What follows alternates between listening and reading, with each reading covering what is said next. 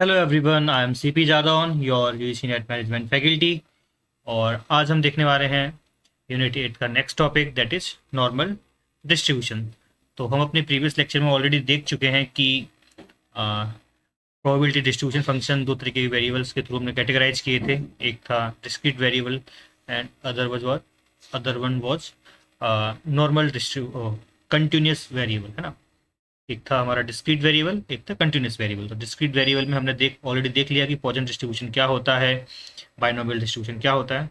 तो वो दो पार्ट जो इंपॉर्टेंट थे हमारे एग्जाम से रिलेटेड वो हमने कवर कर लिए। अब हम बात करते हैं कंटिन्यूस वेरिएबल की, जहाँ पर हम नॉर्मल डिस्ट्रीब्यूशन की बात करेंगे।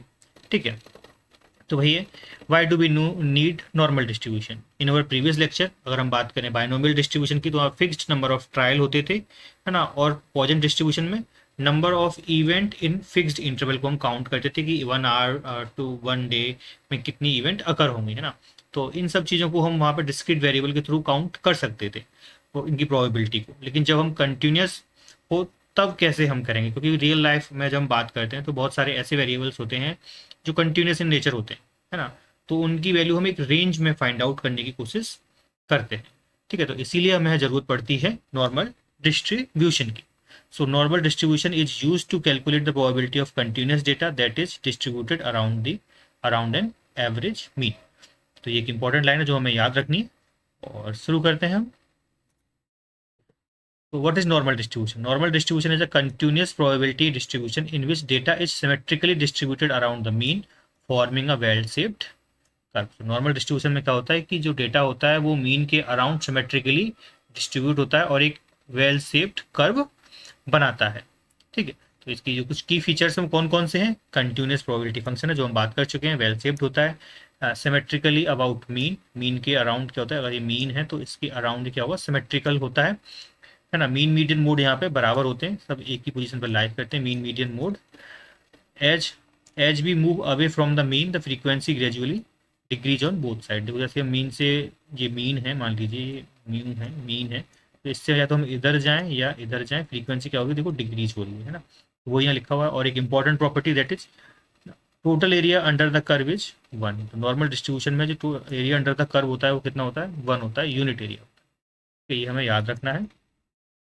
तो in normal distribution most observation lies near the average. जितनी जो ज़्यादातर हमारे क्या बोलते हैं ऑब्जर्वेशन है वो मीन के इर्द गिर्द ही लाया करते हैं, while very high and very low value occur less frequently. और जो हाई वैल्यू है ना, और या फिर बहुत ही छोटी वैल्यू है वो क्या होती हैं, बहुत ही कम होती हैं। मान लीजिए कोई 1000 स्टूडेंट है किसी क्लास में, है ना, और 70 एवरेज है, क्लास का औसत अंक ज़्यादातर बच्चों के कितना है, 70 है। और नॉर्मल, और हमने स्टैंडर्ड डेविएशन 10 मान लिया, तो ज़्यादातर बच्चे कितने नंबर के बीच में लाया करेंगे, 60 टू 80 के बीच में लाया करेंगे। तो माइनस यहाँ प्लस कर लेंगे और नॉर्मल स्टैंडर्ड डेविएशन को। तो वो एक प्रॉपर्टीज़ है एम्पिरिकल फार्मूला के थ्रू, तो उसको हम आगे देखेंगे भी। तो मूव करते हैं, कुछ इंपॉर्टेंट प्रॉपर्टीज़ क्या है नॉर्मल डिस्ट्रीब्यूशन की। ये इंपॉर्टेंट स्लाइड है हमारे एग्जाम की पॉइंट ऑफ व्यू से, और इसी में से ही क्वेश्चन आएगा, तो ये आपको जरूर याद रखनी है कि जो कर्व होता है वो बेल शेप्ड नेचर होता है ना। सिमेट्रिकल डिस्ट्रीब्यूशन है।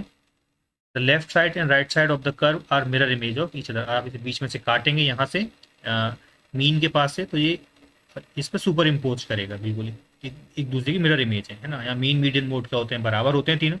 हाईएस्ट फ्रीक्वेंसी सेंटर पर अगर होती है ना, हम मोड की बात कर रहे हैं तो मोड क्या होता है, हाईएस्ट फ्रीक्वेंसी को बताता है, तो सेंटर पर ही अगर होती है जो मीन के बराबर होगी।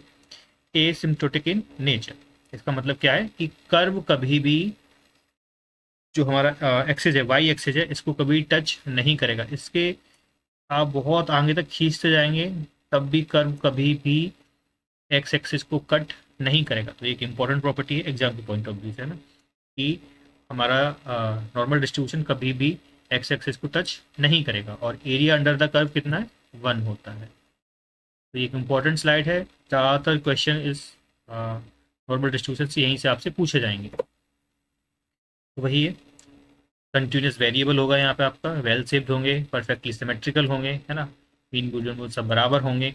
स्क्यूनेस यहाँ पे क्या होगा, 0 होगा, क्योंकि मीन मीडियन मोड सब बराबर हैं, सिमेट्रिकली डिस्ट्रीब्यूशन है, तो स्क्यूनेस तो जीरो होगा तो इसके कोफिशिएंट यहाँ पे जीरो हो जाएगा। कर्टोसिस में कौन सा होगा, मेजोकर्टोसिस होगा।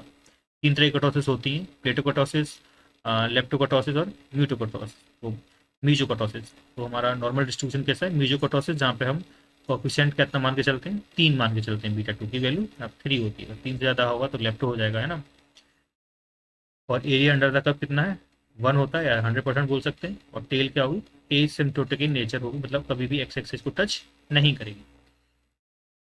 अब ये एम्पिरिकल फॉर्मूला की जब हम कोई बात कर रहे थे, कि जो एरिया अंडर द कर्व है, जो हम फर्स्ट स्लाइड की तरफ जाएं, देखो जो बिल्कुल ही फर्स्ट स्लाइड है यहाँ पे, तो ये हमारा नॉर्मल डिस्ट्रीब्यूशन का कर्व है। तो ये यहाँ पे मीडियन मोड, कोई भी मीन यहाँ क्या है हमारा, म्यू है। इससे और ये क्या है, स्टैंडर्ड डेविएशन है।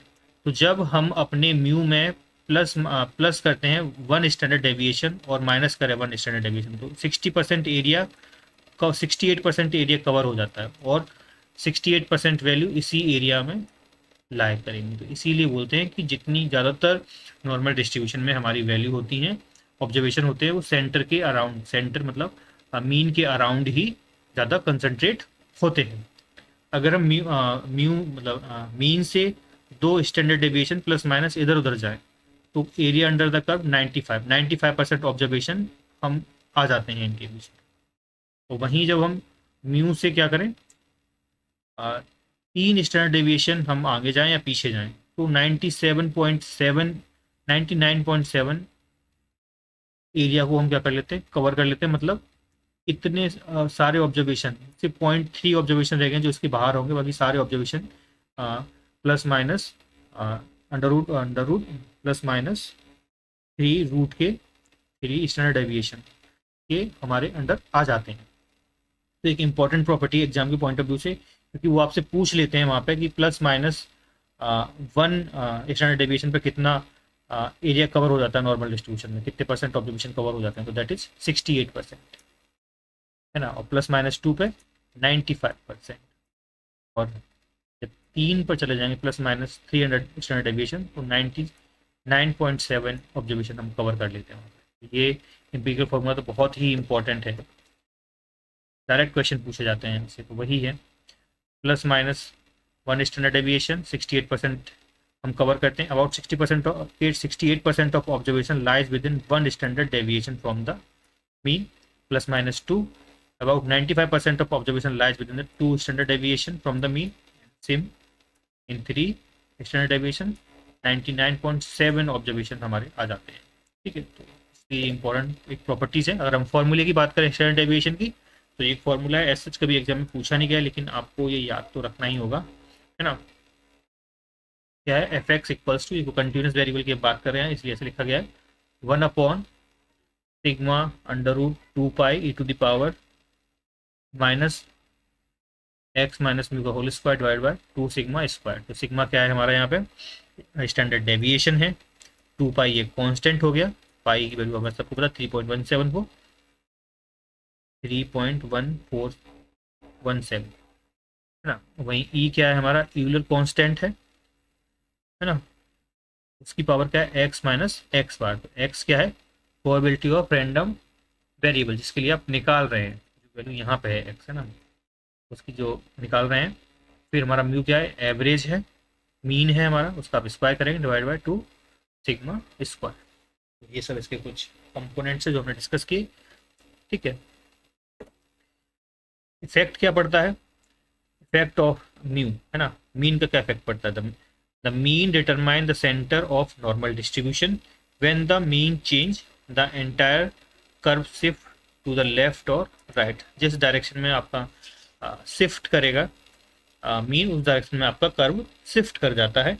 The shape of curve remain unchange if the standard deviation is constant. अगर स्टैंडर्ड डेविएशन हमारा कांस्टेंट है, तो जो कर्व शेप की कर्व है, कर्व की शेप जो है वो सेम रहेगी, है ना। वही जब हम बात करें इफेक्ट क्या आएगा स्टैंडर्ड डेविएशन का, standard deviation determine the spread breadth of the curve, smaller sigma या smaller standard deviation so narrow and taller curve. देखो अगर सिग्मा की वैल्यू क्या है, स्मॉल है, तो हमारा कर्व ऐसा बनेगा, है ना। और वही सिग्मा की वैल्यू अगर ज़्यादा आ गई तो हमारा कर्व स्प्रेड हो जाएगा। तो ये ब्रेथ के बारे में बताता है। तो ये सिग्निफिकेंस है कि अगर लिख के आए कि वैल्यू स्टैंडर्ड डेविएशन की वैल्यू कम है तो नॉर्मल डिस्ट्रीब्यूशन का कैसा हो, तो आप बताएंगे नैरो एंड टॉलर होगा। तो इस तरीके से पूछ लिया जाता है। वैसे ऐसा जब पूछा नहीं गया, लेकिन कभी पूछा जाए तो हमें ये पता होना चाहिए। तो ये तो हमारा था स्टैंडर्ड डेविएशन के बारे में, नॉर्मल डिस्ट्रीब्यूशन के बारे में। अब क्या होता है कि नॉर्मल डिस्ट्रीब्यूशन जैसे कि आप देख पा रहे हैं इसकी कैलकुलेशन करना काफ़ी टफ होता है ना। इस चीज़ को ईजी बनाने के लिए हमने कैलकुलेट करना स्टार्ट किया, दैट इज जेड स्कोर।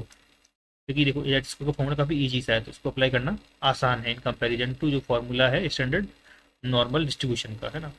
तो normal distribution formula is mathematically complex. To make probability calculation easier, every normal distribution is converted into normal standard normal distribution using Z score. तो Z score same thing, x minus mu divide by sigma. तो same वही चीज़ें हैं यहाँ पे। X क्या है जिसके लिए आप फ्रिक्वेंसी कैलकुलेट कर रहे हैं, प्रोबेबिलिटी, म्यू क्या है आपका mean, and x sigma is standard deviation. तो जेड स्कोर हमें क्या बताता है, Z score tales how many standard deviation and observation is away from the mean, के कितना ऑब्जर्वेशन आपके मीन से दूर है, ये हमारा बताता है जेड स्कोर। इसके एक न्यूमेरिकल के थ्रू समझ लेते हैं। मान लीजिए कि हमारी म्यू की वैल्यू आपके एवरेज मार्क्स 70 है, स्टैंडर्ड डेविएशन 10 है, और स्टूडेंट के मार्क्स 80 हैं किसी एक स्टूडेंट की, जहाँ पे हम प्रोबेबिलिटी इसके लिए कैलकुलेट करना चाह रहे हैं ना, तो उसके लिए जेड स्कोर निकालना चाह रहे हैं। तो जेड स्कोर कैसे निकलता है हमारे पास, x minus mu divide by sigma. X की वैल्यू कितनी है 80 divide by minus 70 divide by 10, value कितना निकल गया 10 निकल गया। तो क्या बता रहा है हमको कि जो स्टूडेंट के मार्क्स हैं 80 मार्क्स हैं, वो 1 स्टैंडर्ड डेविएशन दूर हैं किससे, मीन से। ये हमारा जेड स्कोर बताता है। तो अगर पॉजिटिव जेड स्कोर है तो observation is above the mean, है ना। अगर नेगेटिव जेड स्कोर है देन जो आपका मीन जो वैल्यू है वो मीन के बिलो है, और अगर जेड की वैल्यू 0 आ रही है तो उसी पे लाई कर रहा है, observation exactly equal to the mean. Z score है, जेड आपका जेड टेबल कैसे बनाया जाता है तो हम अपने नेक्स्ट लेक्चर में देखेंगे। थैंक यू, आज के लिए इतना ही। जो हमारी इंपॉर्टेंट प्रॉपर्टीज़ हैं, है ना, देखिए ये एक ये टेबल, एक सॉरी ये टेबल, ये वाली टेबल है, ये बहुत इंपॉर्टेंट है, और ये भी बहुत इंपॉर्टेंट है, और ये एक एम्पिरिकल फार्मूला की जो हमने बात की थी यहाँ पे, ये भी बहुत इंपॉर्टेंट है। तो ये 3-4 चीज़ें आपको याद रखनी है नॉर्मल डिस्ट्रीब्यूशन के बारे में। मिलते हैं नेक्स्ट लेक्चर में। Thank you.